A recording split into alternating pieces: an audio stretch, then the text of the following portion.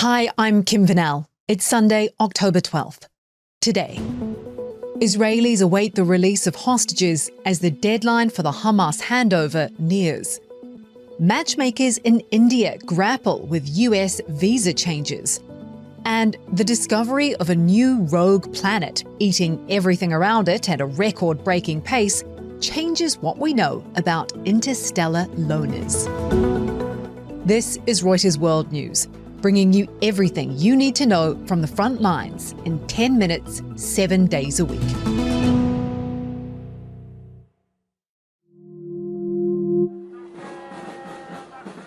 Tens of thousands of Israelis gather in what's become known as Hostages Square in Tel Aviv, awaiting the release of hostages from Gaza. US President Donald Trump's son-in-law Jared Kushner and daughter Ivanka Trump took to the stage, as well as US Middle East envoy Steve Witkoff. Witkoff praised Trump's efforts in brokering the ceasefire, but when he turned to thank Israeli Prime Minister Benjamin Netanyahu, the mood shifted. To Prime Minister Benjamin Netanyahu.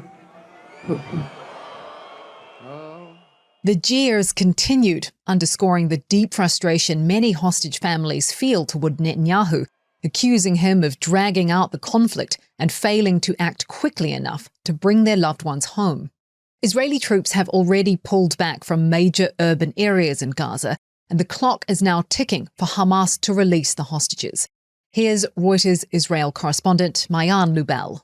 The hostages are supposed to be released by Monday at noon. That's the deadline. So it could happen any time between now and the deadline. The hostages will be handed over by Hamas to the Red Cross, and the Red Cross will then hand them over to the Israeli forces.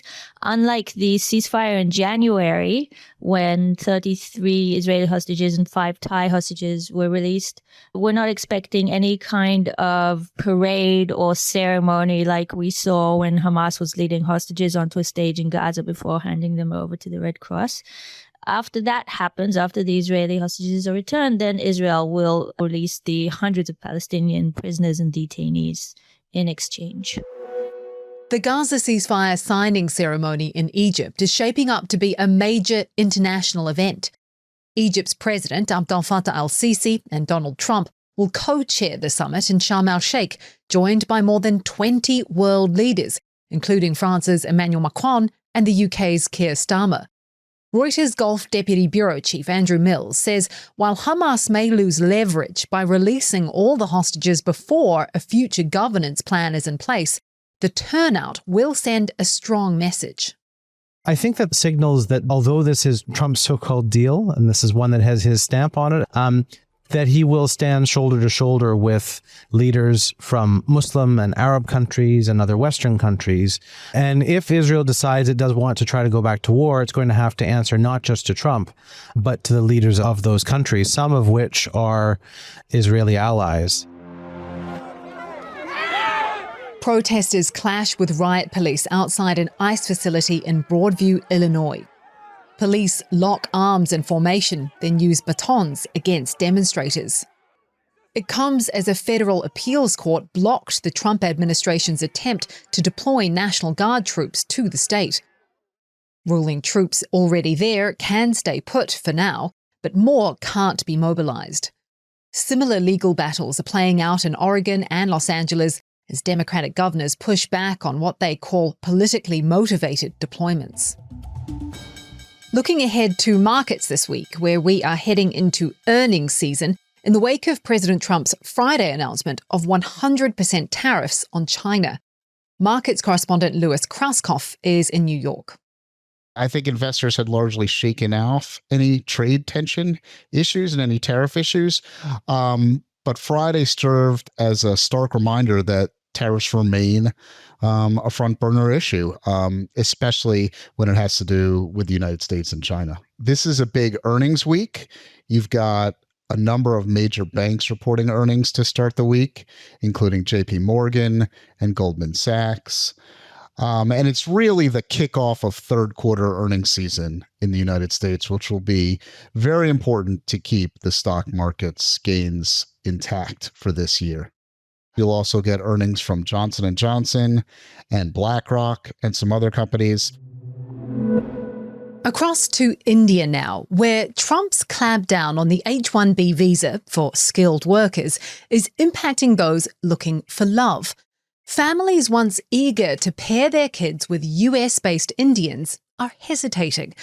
While marriage for love is growing, especially in cities, family matchmaking and arranged marriages are still common.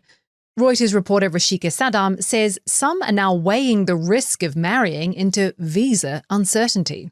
Several matchmakers we spoke to told us they're cautious and there's panic about, is this a safer option of going to the US and settling down there?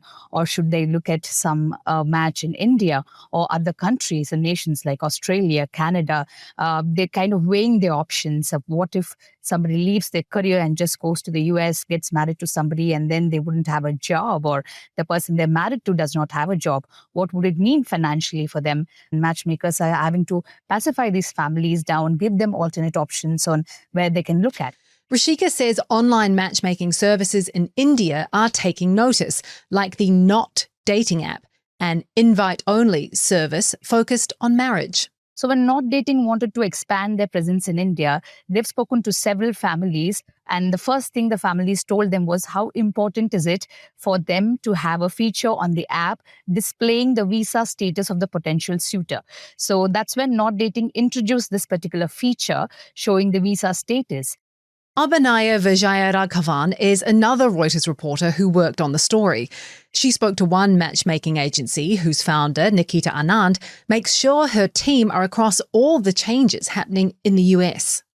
She talks about how their team is regularly trained on like visa categories and US policies, and they make sure the profiles are verified when they come in to see that these people do have legitimate US visas, and they've conducted checks. So as reforms adapt, they are also adapting how they will verify a visa status and what are the documents that they will collect when they register. Scientists have discovered the galaxy's biggest gobbler, or at least the biggest one found so far. Astronomers spotted rogue planet, which they've catchily named Char 1107-7626, which is devouring gas and dust at 6 billion tons per second. It's not orbiting a star like most planets do. And Reuters science reporter Will Dunham says that could mean big things for our understanding of how these loner planets form. It's located in our Milky Way galaxy, about 620 light years from Earth. They discovered that this rogue planet is about 5 to 10 times more massive than Jupiter, our solar system's largest planet, and they observed it as it grew rapidly at the center of a disk of gas and dust in interstellar space. In fact, it formed much like a star does, and it gobbled up its surrounding material at an astonishing rate. Astronomers think that rogue planets can arise in one of two different ways. They can, as this one seems to be doing, form at the center of an interstellar cloud of gas and dust. Or they can form like an ordinary planet in a disk of material spinning around a newborn star, only to get ejected somehow out of that planetary system. Either way, this rogue planet is providing a fuller understanding of this class of strange worlds free-floating in interstellar space. Oscar-winning actress Diane Keaton has died at the age of 79. Known for her iconic roles in Annie Hall, The Godfather, and Father of the Bride, Keaton passed away in California, surrounded by loved ones, according to a family spokesperson. Keaton's family, including her 2 adopted children, have asked for privacy as tributes pour in from around the world.